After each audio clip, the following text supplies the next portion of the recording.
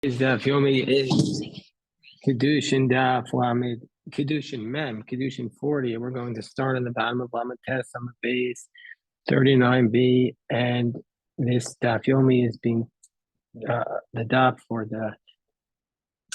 for Shabbos Shuvah on the eve of Shabbos Shuvah, and it's about repentance. Also, this Daf Yomi represents the midway point in the Shas. So now on the other side of the Shas, which is also a theme that's found in today's Daf Yomi, as we'll see in a moment. So Rami Rav Tuvi Bar Rav Kisna, Rav Tuvi Bar Rav Kisna taught, raised the question to Rava. It says, Tanan, Kol Osa Mitzvah Achas Mativin Ro. It said in our mission, whoever does one mitzvah will be good for him in this world, which implies Asa in, Lo Asa Lo, that only if he did the mitzvah, it's good for him.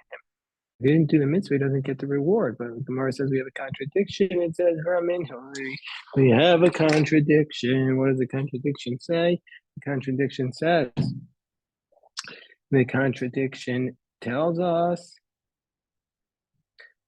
Yashav v'lo avra avera, if a person sat and he didn't violate the sin, nosnim lo schar ka'osei mitzvah. We give him the reward as though he did the mitzvah. It means to say that you don't actually have to have done the mitzvah to get the reward. You just have to have not sinned. So it's a contradiction because our Mishnah says you have to have actually done the mitzvah. So Amalei, so Rava responds, Hasam, that's in a case where it could go in Shabbat Varavero Yado, where he's really severely tempted to sin. He's facing the sin. And he's saved from the sin. That's a different situation. There, by not sinning, he demonstrates his great Yiras Shamayim. And so that's why he's going to be getting the reward. Like Rav Chanina bar Papa, he was propositioned by a certain noblewoman, Amar Milsa, so he was trying to protect himself. So he used magical purposes, and he filled himself with boils. So he could make himself look unappealing. Avdi Milsa the Itse, so she wasn't ready to give up. She did her magic. She healed him. Arak Tasha Bahube Beni, so he ran into and he ran to hide in the bathhouse. And we had this earlier. There are certain places where they were so dangerous, even with two people. And so he went to hide there. The next day, the rabbi said to Rabbi Chanina bar Papi, who saved you? Amru, he said to them, Shnei Nosei Kaiser Shamruni Kol Laila. There were two guards of Caesar who guarded me the whole night. They didn't buy this. They said to him, we're on top of Amud Aleph. The reason why we were saved maybe is because you were tempted one time and you didn't sin. If you're ever tempted to sin and you don't sin, then we make a miracle for you. And that's like the person who has the greater temptation gets a much greater reward for actually not sinning. It says the Gemara at the top of Memra Amud Aleph, Kibure Koach Usei Tvaro, Mishmo B'Kol Tvaro. The mighty warriors of Hashem, they do His word to hear the voice of His word. That's who's the example of that pasuk. Could go on Rabbi Tzadok v'Chaveirav, like Rabbi Tzadok and his colleagues. Rabbi Tzadok Tavate Ahim Matron Isa, a noblewoman propositioned him. Amar La, he said to her, to me. He said to her, listen, I'm too weak. I can't do it. So he said to her, is there anything I could eat? I need my strength. Amrullah, she said to him, so she said to him, yeah, there's there, and she offered him some pig, some davar tameh, some pork. Amrullah, he said to her, Ma'inaf kamina, David. So he said, He said, I'll tell you why you're giving this to me. Because if I do this sin, then it's going to lead, this one sin leads to another. If I do this sin, it's going to lead to another sin. So that's what he says. If I do this sin, I'm going to do this sin. Shagras tanura, so she threw open an oven to light on fire. Kamancho lay. And so she put the food in the oven. He went and he sat inside the Amrullah, she said to him, "My hi, what are you doing?" Amrullah, ta'avad ha, nafal baha. He said, "If I do this, I'm going to end up there. I'm going to end up in the Gehenna." So she said to him, Amrullah, she said to him, "Iyada kulayai lo tzaratech." She said, "If I had known you were so passionate about not doing the sin, I never would have harassed you." Rav Kahana, so people see our dedication to mitzvos, they're going to respect us more. Rav Kahana, Kamazabin Diko, he was selling baskets, Rav Kahana. Tavadia Himatronisa, this woman propositioned him, this noblewoman. Amar said to her, Azel, he said to her, Azel Ikshinashi, let me go and make myself, more attractive. I have to go to the bathroom. Solak the kanafal miigra. He went up and he fell off from the roof to the ground. But Elijah came and saved him before he could fall. Amarle, he said, Elijah said to him, you made me walk 400 parsecs to save you. Amarle, so Rav Gana responds back to Eliyahu Navi, mi garmle, what caused me to actually have to be in this position? Lavani Yusa. It's the fact that I'm so poor that I have to go around selling baskets, and I came in contact with these noble women. Yavla Shrifa the dinari. He gave her, so Elijah gave Rav Kahana a basket full of money. Ramile Rav Nachman, obviously all these teachings require incredible, in-depth study, and we're going to go over many of them in the Shabbos Shuvah Dvar Torah. So Ramile Rava or Rav Nachman Tanan Eud Varm Shadam Osa Otan. There are certain things. We go into the Mishnah in 39b. There are certain things, certain mitzvahs that if we do them, person will do the mitzvah. The person will get the fruits in this world, and the principle will remain to the world to come. What are those things? Honoring your father and mother, acts of kindness, peace between friends. The Talmud Torah connected kulam. The Talmud Torah is equal to all of them. Keep it up by honoring your father and mother. It states, so it'll be good. We'll have a long life, and it'll be good for you. By acts of kindness, it says rodev tzedakah. So in each of these cases, it has a double expression, which is showing us rewards in this world and in the world to come. Rodev tzedakah v'chased yim tzachayim tzedakah v'kavod. So it has a double expression of charity. Pavel Shalom says, Bake Shalom v'rad feil. Seek out peace, Bakesh Virat Feo, and pursue it. I'm Rabbi Avo, and Rabbi Avo says, Asya Radifa. We compare the word Radifa, it says by someone who brings peace, Bakesh Virat Feo, and it says by somebody who does Gemilas Chasadim, it says Rodev Tzedakah V'Chased. So we compare the two. By Talmud Torah, how do we know that Talmud Torah is another one example where you have reward in this world and the world to come? It says, Torah study is your life and the length of your days. So it's a double expression. The Gemara says, why isn't Shiluch HaKan, why isn't sending away the mother bird listed in this category where you have the reward in this world and the principle remains to the world to come? Shiluch HaKan be good for you and you have a long life. Listening Nami. So the Gemara's answer is right, a ton of a shear. The Tana wasn't an exhaustive list. It was an incomplete list, and that's why I left out Shiluch HaKan. So the Gemara explains, Tani Tan, but how could that be? Tani Tana Elud Farm didn't say explicitly these are the things. Ba'at Amar is ton of a shear, and you're saying that he left some things out. It says these are the things. So Amarava Rav Idi Asberli. So Rabbi says, Ravidi explained it to me. It says, Imru Tzadik Kitov Ki Prima Aleim, that the righteous person should say about the righteous person he is good. The fruits of their deeds he shall eat. What does it mean if they say about the tzaddik that he is good? Is there a tzaddik that's good and there's a tzaddik that's not good? By definition, a tzaddik is good. The person who's good to heaven and to the creations of the world, that's a good tzaddik. Tov l'shamayim v'ral brios. If he's good to the heaven and bad to the people, that's a bad. Tov l'shamayim v'ral brios. No tzaddik she'eno tov. He's good to the heaven but bad to the people. That's a tzaddik that's not good. Kayotze b'davar similarly. Ataomer. You say oil ra shara ki gemul yadav. Woe to the wicked, bad wicked person, because gemul yadav, the product of his hands, yasa will be done to him. But again, we have the same question. Is there a wicked one who's bad, and there's a wicked one that's not bad?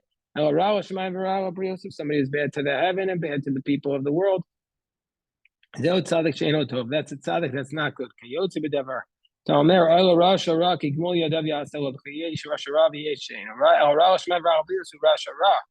bad to the heaven and bad to the people. He's a wicked one. If he's bad to the heaven but not to the people, that's a wicked one that's not bad.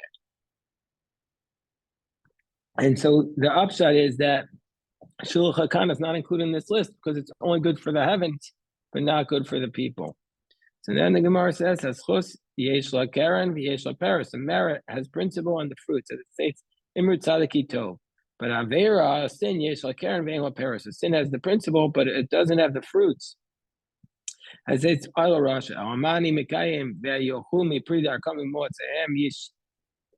What do I do with the verse that states, "Yochul mipri darkam motzehem yispa"? What do I do with that verse? Averish osa peros, if there's a sin that has fruits, yeshla peros, then it has fruits. V'she'en peros, v'she'en osa peros, ein peros. What is that referring to? Machshava tofa mitzarfo ma'asa. That means to say that if you actually did the sin, you're going to be punished. But if you didn't actually do the sin, then you're not going to be punished. Unlike a good thought, if you have a machshava tova, if you have a good thought, that's mitzarfo ma'isa. Then God's going to view that as though you did it. As it says in Malachi, as nidbru yirei Hashem, as nidbru yirei Hashem, ish Yisrael v'yakshev Hashem v'yishma v'yikasev sefer zikaron lefanav. So from the fact that it says as nidbru yirei Hashem and ish Yisrael v'yakshev Hashem v'yishma. It says that God wrote in the book, in the Sefer Zikaron, in the book of remembrance, which is again another point of Rosh Hashanah Yom Kippur, the Sefer Zikaron. Well, who are those? Those who are Choshvei Shemo, those who are contemplating on his name. Ma'al Choshvei Shemo. So Amar Vasi, afilu chashav adam la'asos mitzvah, denenas v'lo asa ma'al avakosav kilo asa. Even if a man intend to do the mitzvah but didn't actually do it, God views him as though he actually did it. Rabbi Yosef Engel says this doesn't apply to mitzvahs between man and man. There, it's results oriented. There, you actually have to have done the mitzvah. But between man and God, God will view it as though you did it. Whereas machshava ra, if it's a bad thought, in a kadosh baruch hu mitzaref l'maaseh, God doesn't combine it as it says in the pasuk. Aven imra'isi b'libi lo yishma adoni. If I have a sin in my heart, my master will not listen. Elamani Mekayim, if that's the case, what do I do with the fact? It says, so that God will punish us for the fruits of our thoughts. But this means if you have a thought that leads to an action for a sin, then God will then punish you for the thought. But if it doesn't lead to an action, then God won't punish you. For the thought. But what about for the fact that the pasuk says, and we had this pasuk the other day from Yechezkel, the Jewish people are punished for their sinful thoughts. That's only by idolatry. Idolatry is so strict because whoever rejects the idolatry, it's like you accepted the whole Torah. Who says like Rav Huna, Kivan Sha'avar Adam Avera. So Ula says no, that this verse refers to a person who has committed the sin multiple times. Once you've committed the sin multiple times, then your thought is also going to be judged harshly, because then we're going to see it says though you've done the action already.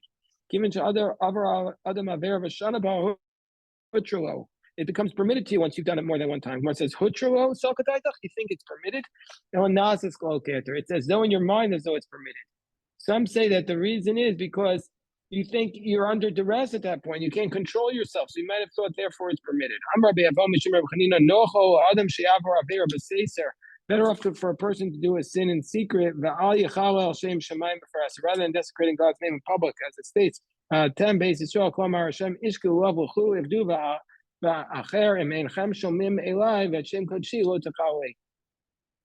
As it states in the pasuk in Yechezkel, it says, "Go at least sin in secret, so that you're not desecrating my name."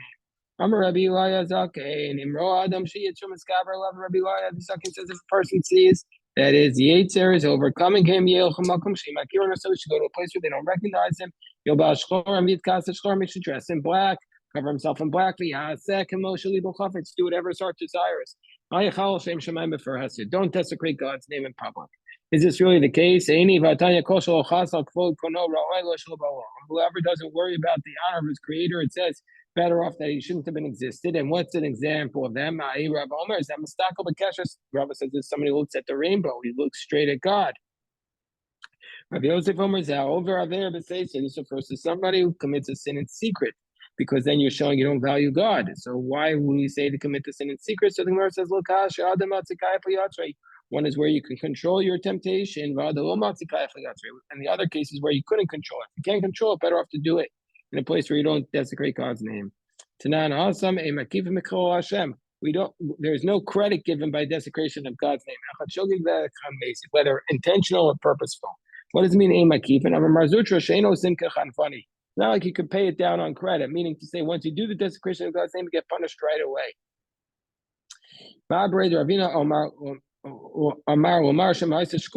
Oisa gives a different explanation. It means to say that if it's 50-50, but one of those sins is Chol Hashem, it's desecration of God's name, you're going to be punished right away.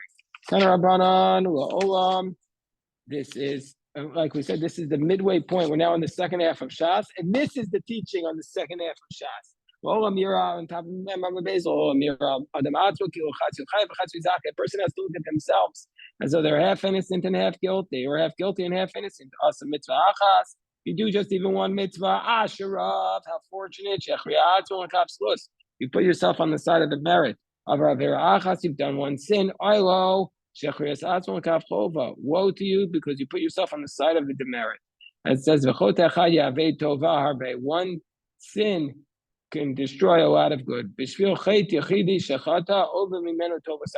one sin that you've done, you destroyed many good things. Rabbi Shimon says, so the whole world is judged after the majority. And the individual is judged after the majority. What does this mean? If you do one mitzvah, let's call Olam L'Kav. You've done one mitzvah, you've transformed the whole world for the side of the merit. You've done one sin, you've transformed the whole world for the merit. As it says,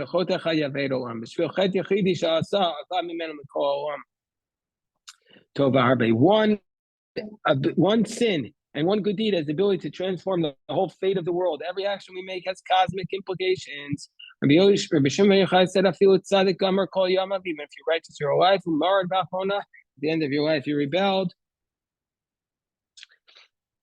you lose all your original merits. As it says in the pasuk, Tzidkas HaTzadik Lo Tatzilenu B'Yom Pisho.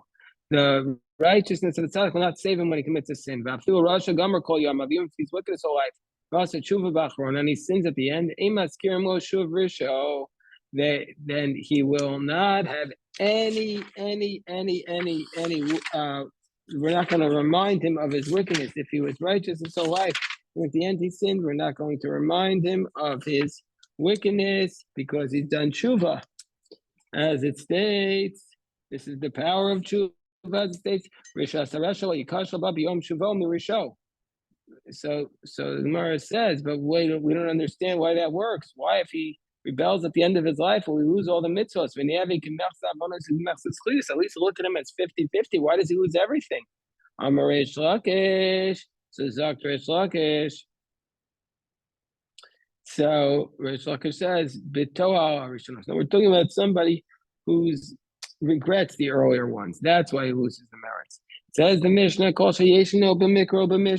whoever studies Tanakh and Mishnayos and Talmud, and he acts in a nice way, he won't sin quickly.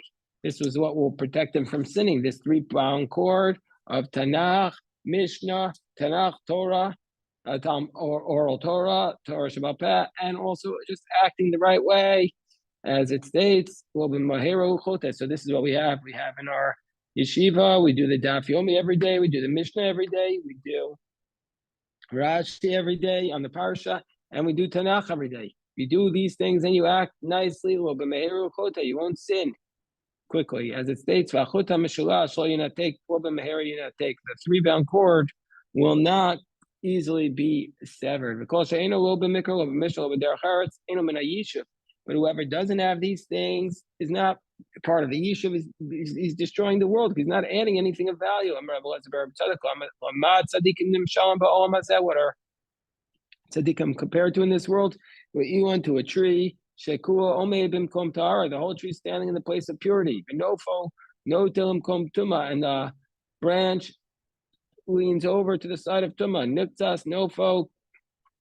Once the branch is cut, the whole plant, the whole tree is standing in the place of purity. So to God, maybe Yisur Mal Tzaddikim, he brings the afflictions on the righteous in this world, so that they'll merit the world to come. They'll cut off the branches and the tree will be living. It says, as it says in the pasuk in Job, that's the pasuk from Job. What are wicked people compared to in this world? To a tree that's entirely standing in a place of ritual impurity. And the branches are leaning to a place of purity. Nikzas nofo, once the branches are cut off, everybody's standing in the place of Tumah. So to God will give good things to the wicked people in this world. So that in the world to come, they're not going to get the higher level. As it says, there is a path for each man, and the end of that path is towards death. So that's what the pasuk is telling us. I mean, when the wicked ones see the this is the last level, is death. That when the wicked ones see that their path is successful in this world, they think, that they're on the derech yeshara, but in the end, they recognize that it is the path of death. Rabbi Tarfon and the elders were sitting in the attic of Beit Nitzeh in Lud. And this question was asked of them, this tremendous question. Talmud Gadol, which is considered to be greater? Is study greater? Or is Ma'aseh Gadol, or actions greater? And then Rabbi Tarfon said, Ma'aseh Gadol, it's greater to do the mitzvah. That's more important than the Torah study. Then Rabbi Tarfon Amar Ma'aseh Gadol, and then Rabbi Kiva Amar Talmud Gadol. Rabbi Kiva said, no, Torah study is greater. Then Nekulam Amar Talmud Gadol, Torah study is greater. Shad Talmud maybe with a Ma'aseh, because the Torah study leads us to actions. And that's the whole concept, that when we study Torah, we're going to have both the Torah study and we'll have the mitzvahs, because that's the purpose of the Torah study. Torah study is so great, it preceded the mitzvah of Chala. The mitzvah of Chala only took place when we entered the land of Israel by 40 years. But Trumos or Maestros Chamishim Arba, and it preceded the mitzvahs of Trumos and Maestros by 54 years, because Trumos and Maestros only took effect 14 years after we entered into the land.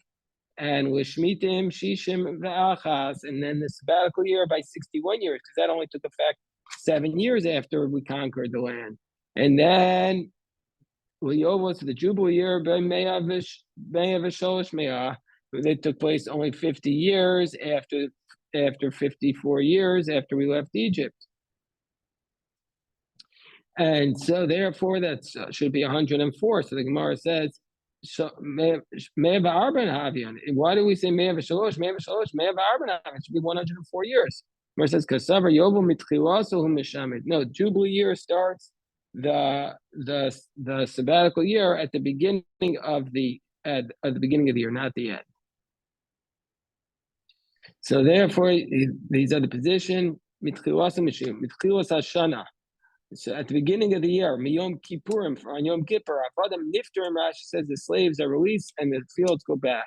But they've only passed 49 years. But the sabbatical year only is Mishametis at the end, because it says Mikate Sheva Shanim, Lasov Sheva Shanim. So the sabbatical year only takes effect at the end of the seventh year. Okay. So then the Gemara says,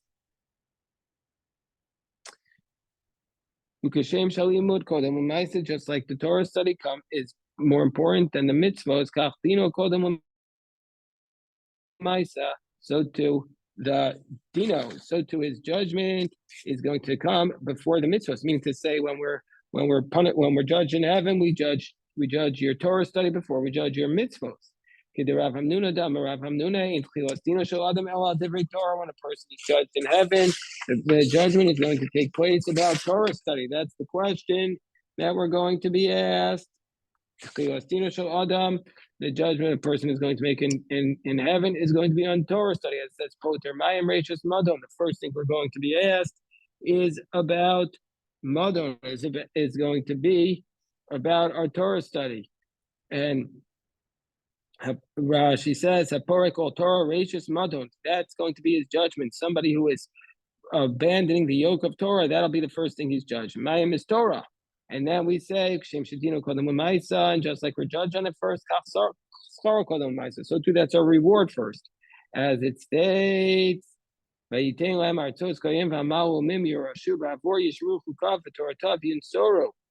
so we see from here, Tishmerun Zu, this is Mishnah.